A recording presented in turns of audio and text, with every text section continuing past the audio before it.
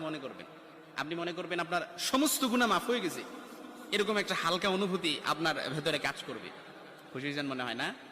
এই জন্য আমরা যদি ছোট্ট এই দোয়াটি পড়ে আজ রাতে ঘুমাতে পারি, সকালে উঠে ফলাফল দেখবো ইনশাআল্লাহুল আজিজ।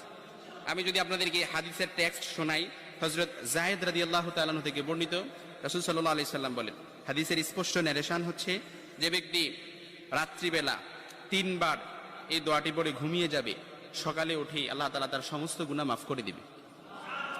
সুবহানাল্লাহ বাড়িতে যায় বললেন।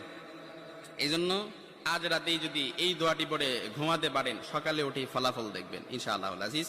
দোয়াটি আমরা সবাই পারি, তবে আপনাদের মনোযোগ আকর্ষণ, আপনারা একটু আমার দিক অ্যাটাচমেন্ট বাড়ান। আমি আপনাদেরকে বলতেছি, সবাই পারি, আমার সাথে একটু ঠোঁট মিলাবেন। আস্তাগফিরুল্লাহাল্লাযী লা ইলাহা ইল্লা হুয়াল হাইয়ুল কাইয়্যুম ওয়া আতুবু ইলাইহি লা হাওলা ওয়ালা কুওয়াতা ইল্লা বিল্লাহিল আলিয়্যিল